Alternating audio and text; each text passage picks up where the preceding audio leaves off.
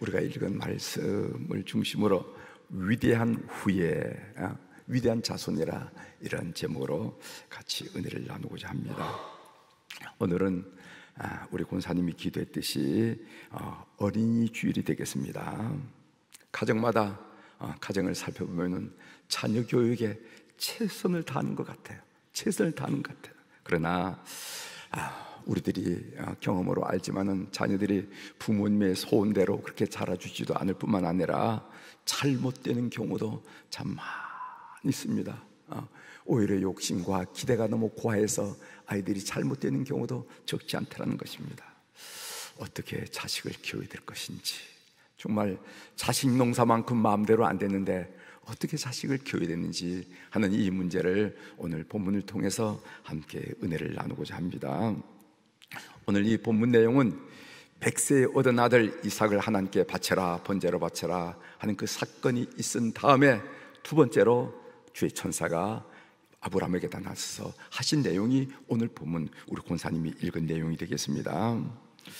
여호와의 사자가 아브라함에게 나타나서 한 이야기가 두 가지입니다. 하나는 이삭을 축복하겠다 하는 약속이고, 또 다른 하나는 그렇게 축복하는 이유가 있다는 거예요. 이 두 가지를 오늘 본문에 우리가 짧게 읽었지만은 여러분은 그것을 캐치한지는 모르지만은 오늘 본문이 우리들에게 말씀하고 있습니다. 하나는 무엇인가? 그것은 하나님께서 너의 아들 이삭을 축복하겠다는 거고, 두 번째로는 그 축복한 이유가 있다는 겁니다. 그 이유를 밝혀준 내용이 오늘 여러분들에게 도전이 되고 격려가 되기를 바랍니다. 이제 그 내용을 구체적으로 살펴보도록 하겠습니다. 먼저 하나님이 아브라함의 아들 이삭에게 복을 주시겠다 이렇게 얘기했어요. 그 복의 내용이 두 가지입니다. 하나는 그 후손을 번창시켜주겠다, 번성시켜주겠다. 또 다른 하나는 그 후손을 모든 사람에게 복을 나누는 복의 통로, 복의 근원이 되게 하겠다 하는 말씀을 하는데, 그 내용을 좀 살펴보도록 하겠습니다. 먼저 자손이 번성하는 축복입니다. 17절 하반절에 있죠. 내 씨가 크게 번성하여, 얼마나 번성하냐면 하늘에게 별과 같이 바닷가의 모래와 같게 하리니 내 씨가 그 대적의 성문을 차지하리라 이렇게 말씀을 주셨습니다. 자손이 번성한다는 것은 우리 부모님들의 소원이고 기대죠. 그러나 우리의 현실은 자녀들이 결혼을 하려고 하지도 않고, 또 결혼을 해도 자식을 낳으려고 하지 않는 것을 우리들이 보게 됩니다. 물론 출산을 원하지만은 여러 가지 사정 때문에 출산하지 못한 경우가 있습니다. 우리나라 2023년도 출산율이 얼마나 하면은 0.72입니다. 0.72명. 그러니까 한 가정이 결혼을 해서 아이를 낳는 비율이 0.72, 한 명을 낳지 못한다는 거예요. 그런데 여러분, 유대인들의 출산율이 어떻게 되는지 아십니까? 유대인들의 출산율은 4.2명이에요. 한 가정이 결혼하면 4.2명, 4명 이상을 낳는다는 겁니다. 제가 아는 어느 분은요, 유산을 자식들에게 3분의 1, 3분의 1 나눠주지 않고, 상속하지 않고 장학재단을 만들었어요. 혹시 아는 분들도 계실지 몰라요. 장학재단을 만들었습니다.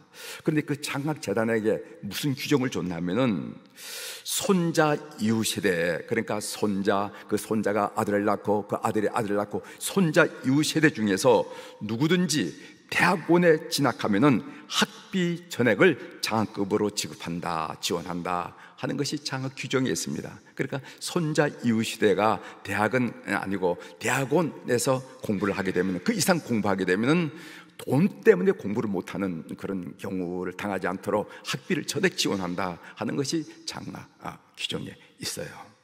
이렇게까지 하는 이유는 후손이 번성하기를 바라는 부모 그리고 선조의 마음이라 이렇게 생각합니다. 우리 사랑하는 수백의 성도님의 가정은 자손이 번성하는 축복을 누리게 되기를 바랍니다. 그래서 자식 얘기하면은 그냥 기쁘게 하나님이 축복하셨습니다. 손자 얘기하면은 기쁘게 하나님이 축복하셨습니다. 하나님께 영광 돌리는 그런 가정들 다 되기를 주의 이름으로 축원합니다. 두 번째로 어떤 축복을 주시냐면은 복의 통로가 되는 축복입니다. 이 축복 또한 너무도 귀한 것이죠. 18절에 보면은요, 18절의 상반절에 보면은 또 내 씨로 말미암아 천하 만민이 복을 받으리니, 너 하나만 잘될 뿐만 아니라 너로 말미암아 주변에 있는 모든 사람이 아니라 천하 만민이 복을 받는다. 이런 축복, 얼마나 귀한 축복이겠습니까? 여러분, 이 사고방식에는요, 생존적 사고방식과 복의 근원적인 사고방식, 이렇게 두 종류로 나눌 수가 있습니다. 생존적 사고라는 것은 뭐냐면은 무엇을 먹을까, 무엇을 입을까, 무엇을 마실까, 이런 데 관심 있는 사고방식을 가지고 인생을 사는 삶을 보고 생존적 사고방식을 가지고 산다, 이렇게 이야기하는 겁니다. 평생 생존적 사고를 하다가 죽는 사람도 적지 않아요. 여러분 한번 보시길 바랍니다. 내 스스로, 난 무엇을 먹을까, 무엇을 입을까, 무엇을 마실까, 이것으로 평생 살다가 죽는 건지, 이런 사람은 뭐냐면은 아무리 그리스도인이라 하는 이름을 가졌다 하더라도, 아무리 성도란 이름을 가졌다 하더라도 그 사람은 생존적 사고방식을 가지고 인생을 산다, 이렇게 평가할 수밖에 없을 것입니다. 그런데 반면 복의 근원적 사고를 가지고 인생을 사는 사람이 있습니다. 이런 사람은 나는 어떻게 다른 사람을 복되게 할 것인가, 나는 어떻게 다른 사람의 행복을 위해 살 수가 있을까, 이거 생각한 사람이에요. 한 번 왔다가 한 번 가는 인생인데, 내 인생에 어떻게 남을 위해서, 남의 행복을 위해서, 남에게 복을 끼치는 삶을 살 수가 있을까, 크든 적든 이런 일에 관심을 가지고 사는 사람이 있다 한 말입니다. 오늘 본문에 보면은 내 씨로 말미암아 천하 만민이 복을 받으리리, 이 말씀이 뭐냐면 바로 복의 근원적인 사고방식을 가진 후손들이 축축하게 많이 일어난다는 겁니다. 한 사람의 복이 아니라, 자기 자신만의 복이 아니라, 그로 인해서 주변에 있는 모든 사람이 복되고 행복하게 사는 삶, 얼마나 멋진 삶이에요. 여러분, 이름에는 뜻이 있습니다. 여러분, 성경에 나온 아브라함이란 말은 존귀한 자, 그리고 그 부인 사레라는 뜻은 뭐냐면 공주라 하는 말이에요. 얼마나 이름이 아름답고 좋습니까? 평생 존귀한 자로 산다는 것도 영광스럽고, 공주로 산다는 게 얼마나 좋아요. 아이고, 저분 연세가 70인데 공주처럼 살아, 그럼 여러분 기쁘지 않아요? 그렇죠? 그런데 어느 날 하나님이 그들에게 나타나서 이름 바꾸라. 사레가 뭐니? 아브라함이 뭐니? 이름 바꿔. 어떻게 바꿔야 되는데, 하나님께서 말씀하시는데 아브라함을 아브라함으로 바꿔라, 사레를 사라로 바꿔라. 그 말의 뜻이 뭐냐면, 아브라함의 뜻은 열국의 아비란 뜻이고, 사라란 뜻은 열국의 엄이란 뜻이에요. 열국. 우리는 아브라함으로 살 것인가, 아브라함으로 살 것인가를 결단해야 됩니다. 사레로 살 것인가, 아니면 사라로 살 것인가를 결단해야 됩니다. 사랑하는 교회 여러분, 열국을 위한 아브라함으로, 열국을 위한 사라로 사는 여러분들이 되길 바랍니다. 그리스도인이라는 게 무엇인가? 그리스도인 것은 세상 사람들을 위한 복의 근원으로 부르심을 받은 자들, 이게 그리스도인이라는 거예요. 그리스도는 고작 자기만 살다가 그냥 덜커덕 죽는 사람이 아니라, 하나님이 성도로 부르셨다는 거, 그리스도인으로 부르셨다는 말은 무슨 말인가? 그 삶을 통해서 온 세상, 그 집안이 복을 받고, 그 공동체가 복을 받고, 그 직장이 복을 받고, 그 사회가 복을 받는 그런 복의 근원된 삶을 살기로 초청받은 사람들이 그리스도인이라 하는 것을 기억하셔야 됩니다. 한 번 왔다가 한 번 가는 이상 정신을 바짝 차리고 복의 근원된 삶을 결심하는 우리 교우들이 되기를 주의 이름으로 부탁합니다. 그렇다면 이렇게 복받는 자녀로 키울 수 있었던 것은 무엇 때문입니까? 오늘 성경에 보면 세 가지로 묵상을 할 수가 있어요. 하나는 자녀에 대한 꿈과 기대를 가졌기 때문이라는 거예요. 자녀에 대한 꿈과 기대를 가졌기 때문입니다. 오늘 17절 18절을 다시 한번 읽어드리겠어요. 17절 18절입니다. 내가 네게 큰 복을 주고 네 씨가 크게 번성하여 하늘의 별과 같고 바닷가의 모래와 같게 하리니 네 씨가 그 대적의 성문을 차지하리라. 또 네 씨로 말미암아 천하 만민이 복을 받으리니, 이렇게 말씀을 주셨습니다. 성경에는 이 말씀을 하나님의 사자, 즉 천사가 아브라함에게 하신 것으로, 아브라함에게 말한 것으로 되어 있습니다. 그러나 오늘 이 말씀을 오늘 우리의 문화적인 언어로 바꾸면은, 오늘 우리가 통용하는 문화적인 언어로 고쳐본다면은, 아브라함이 깊은 기도 가운데 다음같이 이삭에 대하여, 그 아들에 대하여 꿈과 기대를 가졌다 하는 것으로 해석할 수 있을 것입니다. 오늘 여러분 천사들이 오셔서 여러분 귀해야 되다고, 너희 아들은 너희 딸은 이렇게 얘기할 수 없잖아요. 우리 문화가. 그렇기 때문에 이것은 무슨 말인가 하면 우리가 깊이 기도한 가운데 내 가슴에 밀쳐온 하나님의 음성, 하나님의 음성. 하나님은 이 아들을 통해서 하늘의 별과 같이 빛나는 위대한 후손을 주실 거야. 아멘. 하나님은 이 아들을 통해서 온 세계 많은 사람들이 복을 받을 수 있는 큰 역사를 이루실 거야. 아멘. 하면서 깊은 기도 가운데 그 심령 속에 하신 말씀으로 들었다라고 오늘 문화적인 언어로 고쳐 읽을 수가 있을 것입니다. 아브라함 이삭을 바라볼 때 그를 통하여 이루실 하나님의 큰 역사를 기대했습니다. 그는 이삭 때문에 실망한 적이 없습니다. 그는 이삭을 바라보면서 저래가지고 라고 한순 섞인 말을 내뱉지 않았습니다. 이삭도 우리 아이들처럼 오줌을 쌌을 것이고, 이삭도 말썽꾸러기였을 것이고, 이삭도 친구들과 한과 싸워서 부모님을 무안하게 했을 것이고, 이삭도 마을 사당에 가서 빵점을 받아왔을 적이 있을 것이고, 이삭도 형 이스마엘과 엉겨붙어 다툼으로 부모님의 속을 썩이고 가정 불화까지 일으켰을 것입니다. 이삭이 우리 자녀들과 다른 점이 있나요? 전 하나도 없다고 생각합니다. 이삭이 하나님의 뜻에 의해서 세상에 보냄을 받았듯이 우리 자녀들도 하나님의 경륜과 섭리와 뜻에 의해서 세상에 보냄을 받은 존재들입니다. 백세의 아브라함에게 준 이삭의 가치나 우리 가정에 주신 우리 자녀의 가치나 다를 바가 없어요. 다른 것이 있다면은 아브라함은 기대를 가지고 이삭을 보았고, 우리는 별 기대 없이 우리 인간적인 욕심으로 별 꿈 없이 자녀를 키우고 있을 뿐이라는 거예요.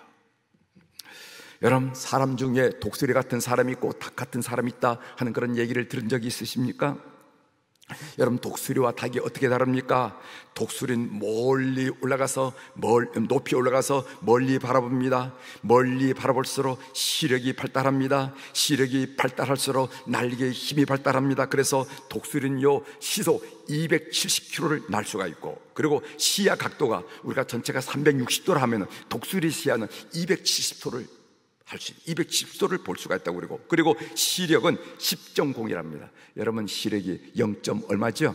그런데 이 독수리는 10.0이라는 10.0이에요. 반면 닭은 눈앞에 있는 모이를 쪼아서, 여러분 닭이 모이를 쪼아 먹는 거 여러분 보시죠?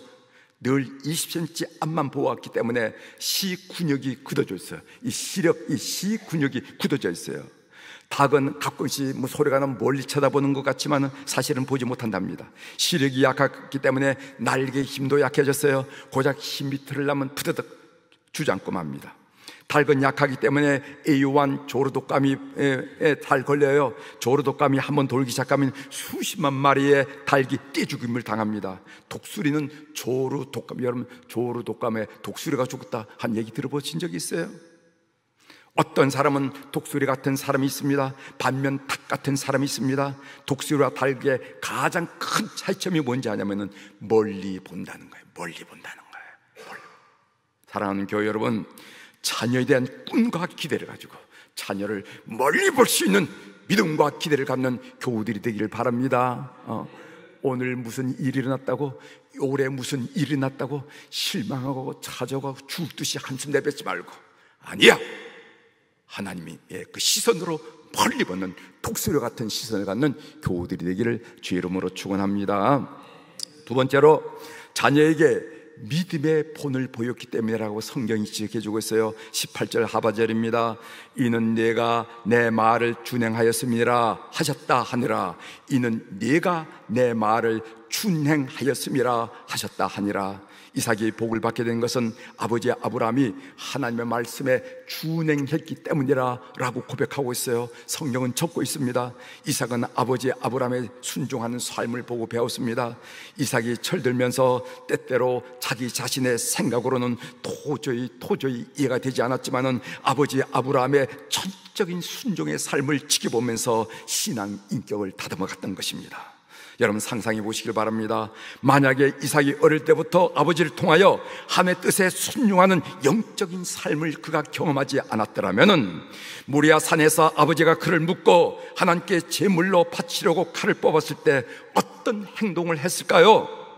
완력으로 아버지를 밀쳐내고 아버지 손을 비틀어 칼을 빼앗아서 저 산 밑으로 던져버리면서, 아버지 미쳤어요, 왜 이러세요, 언제는 100세에 낳은 아들이라고 좋아서 어쩔 줄 몰라 하시더니 이제는 죽이려고 하십니까? 라고 거칠게 한마디 내뱉고 저 산 아래로 줄행랑을 치지 않겠습니까?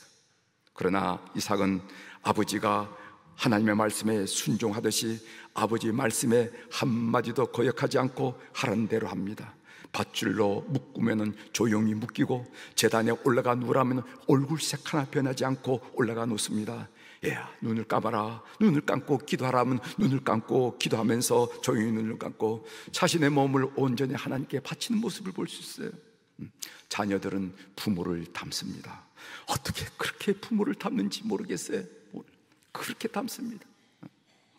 아이들 보면은 그 부모를 보는 것 같아요. 자식들은 부모를 좋아하면 좋아하면서 닮고 싫어하면 싫어하면서 닮는다는 거예요.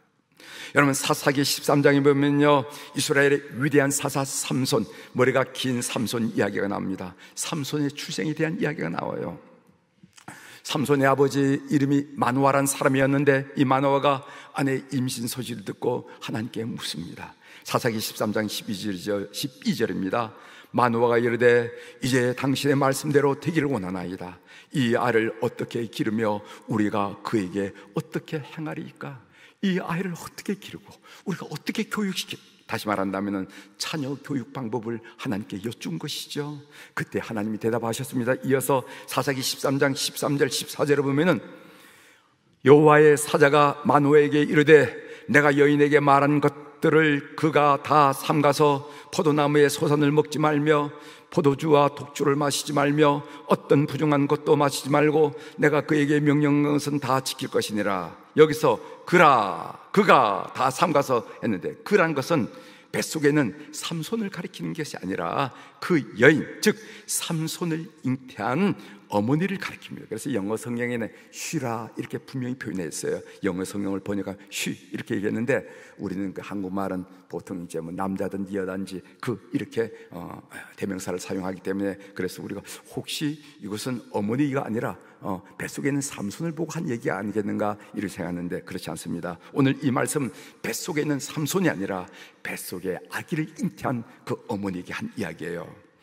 이제 하나님의 교육 방법이 자명해졌습니다. 마누아는 이 아이를 어떻게 기르옵니까? 라고 물었는데 하나님께서는 뭐라고 대답하시냐면 아이 걱정은 하지 말고 부모인 네가 바로 서라고 말씀하시는 거예요. 아이는 부모가 어떤 본을 보이느냐에 따라서 그대로 커간다는 것입니다. 부모가 경건하게 살면 자녀들도 경건하게 삽니다. 이것이 하나님의 교육 방법론이에요. 사랑하는 교회 여러분, 자녀에게 신앙의 본, 믿음의 본을 보이는 여러분이 꼭 되기를 주의 이름으로 권면합니다. 본대로 한다는 본대로. 세 번째로 자녀를 예수님께 접붙였기 때문입니다. 인생은 여러분들이 이미 경험하셨겠지만은 누구를 만나느냐 하는 것으로 달라집니다. 그래서 아이들이 크면서 좋은 친구들 만나도록 여러분 기도하고 좋은 선생님들 만나도록 여러분 기도하지 않습니까? 그래서 좋은 사람, 좋은 사상을 만나게 되면 좋은 사람이 되고 나쁜 사람, 나쁜 사상을 만나게 되면 나빠집니다. 할 수 없어요.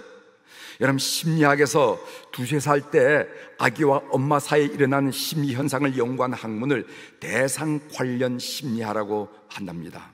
이때 자기 표상이 만들어지고 대상 표상이 만들어지고 하나님 표상이 만들어진다는 것인데 그런 표상을 얼마나 건강하게 만드느냐에 따라서 행복한 삶이 결정을 된다는 거예요. 그런 의미에서 2~3살의 그 인생이 결정되는 것과 마찬가지입니다.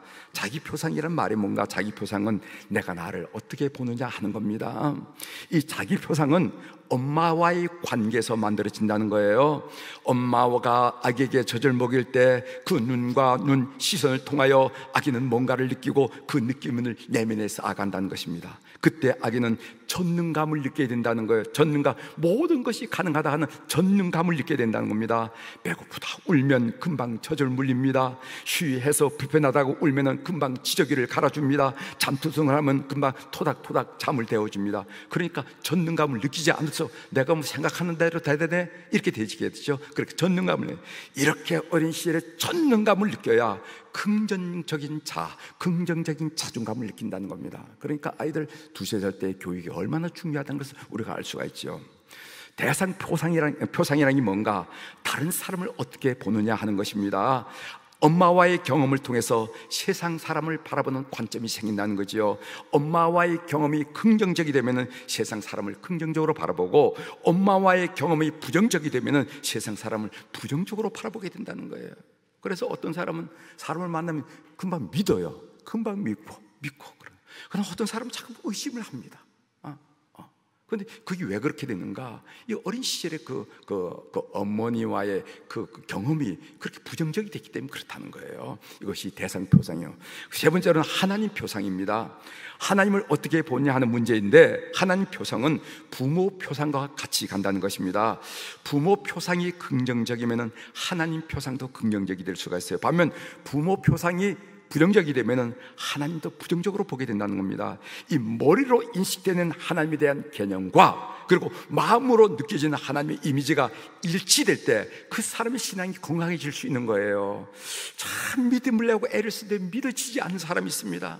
신앙생활을 믿으려고 애를 쓰는데 안 되는 사람이 있어요. 그건 뭐냐면은 머릿속으로 이해하는 하나님 개념과 그리고 마음속으로 삶을 통해서 느껴지고 경험했던 하나님의 이미지가 다르기 때문에 그런 거예요. 예를 들어서 성경에 가르치는 개념은 사랑의 하나님인데, 내가 경험한 아버지는 그냥 무섭기만 해. 뭐만 해초를 대고 무섭기만 했던 그런 하나님 아버지라 말이죠. 그러니까 하나님에 대해서 건강한 이미지를 가질 수 없기 때문에 신앙생활이 힘들어진다는 겁니다. 여러분 이해할 수 있습니다.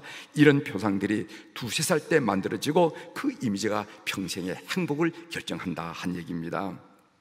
중요한 것은, 메시지가 이거 중요한 것은 설령 부정적인 표상을 가졌다 하더라도 하나님의 은혜를 경험함으로써, 구원을 체험함으로써 그 표상을 건강하게 회복할 수 있다는 것입니다. 믿으시길 바랍니다.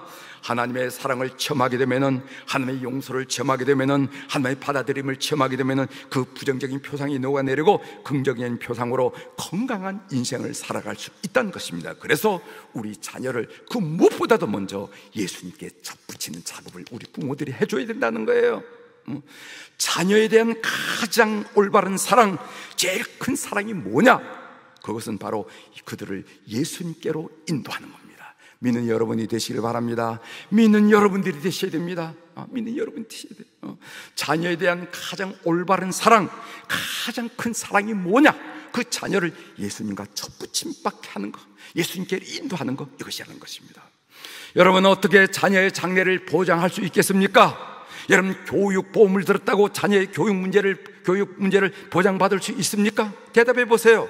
여러분 아이들의 생명보험을 들었다고 자녀의 생명을 보장할 수가 있습니까? 여러분 아이들을 대학에 진학시켰다고 그 장래를 보장할 수 있습니까? 여러분이 곰곰이 생각해 보면요, 우리 자녀의 장래를 위해서 할 수 있는 일이 부모로서 그렇게 많지 않아요. 그렇게 없다고는 말할 수 없겠지만 그렇게 많지 않아요. 사랑하는 교회 여러분, 자녀를 예수님께로 접붙임을 하는 이유에 기도하고 애쓰는 우리 부모들이 되기를 주의 이름으로 축원합니다. 이것이 인생을 살아가면서 부모로서 해야 할 가장 중요한 과제라는 거예요. 이제 말씀을 마치겠습니다. 오늘 우리가 성만찬식이기 때문에 조금 말씀을 줄였어요. 오늘 본문은 우리에게 말씀합니다. 복 받는 자녀를 키우려면 첫 번째로 기도를 통해서 자녀에게 대한 꿈과 기대를 가지자. 아무리 공부를 못한다 하더라도, 아무리 언다간다 하더라도 기도를 통해서, 주님 주신 메시지를 통해서 꿈과 기대를 가지자. 두 번째로는 자녀에게 믿음의 본을 보자. 보는 것 같고 안 보는 것 같지만 다 보고 인생을 살아간다는 것을 기억하십시오. 세 번째로는 자녀를 예수님께 접붙이자. 이렇게 함으로 위대한 후예를 키우는 우리 성도들의 가정이 되기를 주의 이름으로 축원합니다. 교우 가정마다 위대한 후예가 세워지기를 주의 이름으로 축원합니다. 기도하시겠습니다.